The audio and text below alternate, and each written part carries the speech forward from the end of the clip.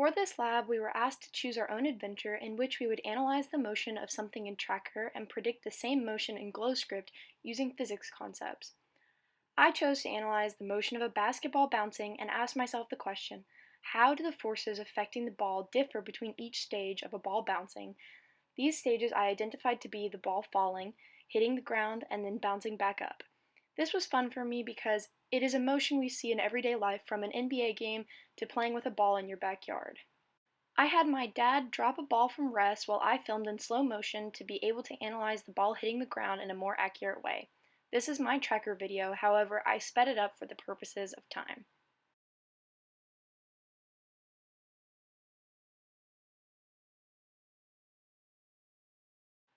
For this lab, I used both Newton's second law to be able to predict the future position and velocity of the ball in small time steps in my code, as well as the energy principle to show how energy is carried over in order to make the ball bounce back up instead of simply hitting the ground and stopping.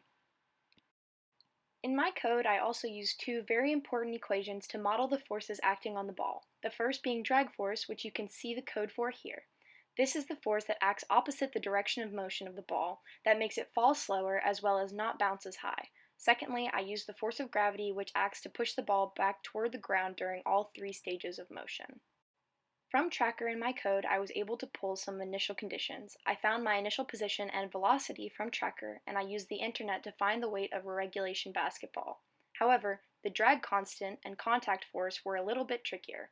In order to find drag force, I had to guess and check until I found a value that made my code predict the ball would hit the ground at the same Y value that it did in my Tracker.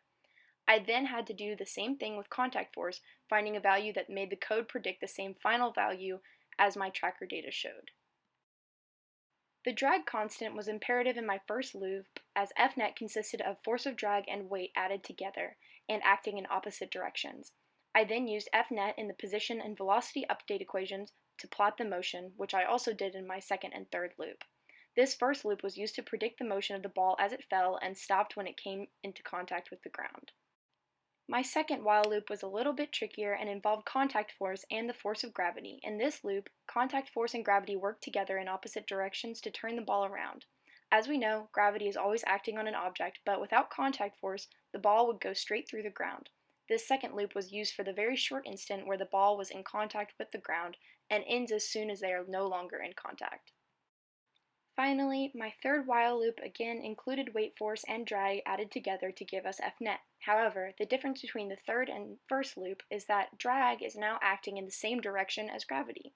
Because drag acts opposite of motion, it is now pushing towards the ground, which is why the basketball will not reach the same height that it was dropped from originally.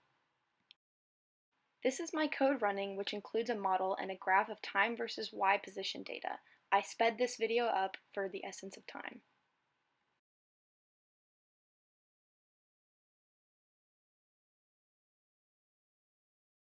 Here is my comparison between the computer model data in red and my experimental data in blue.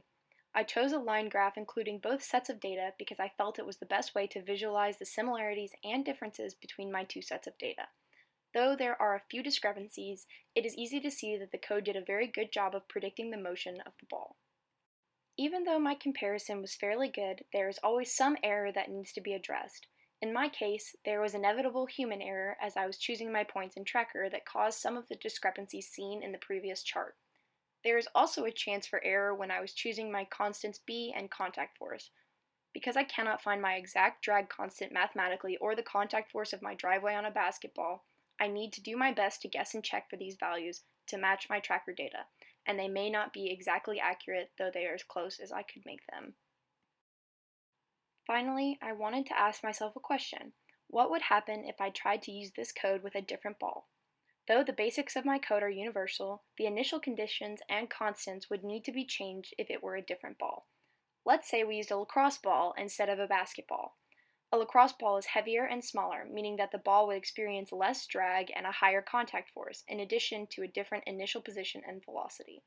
However, the basic forces, gravity and drag, as well as the fundamental principles of Newton's second law and the energy principle, would remain the same.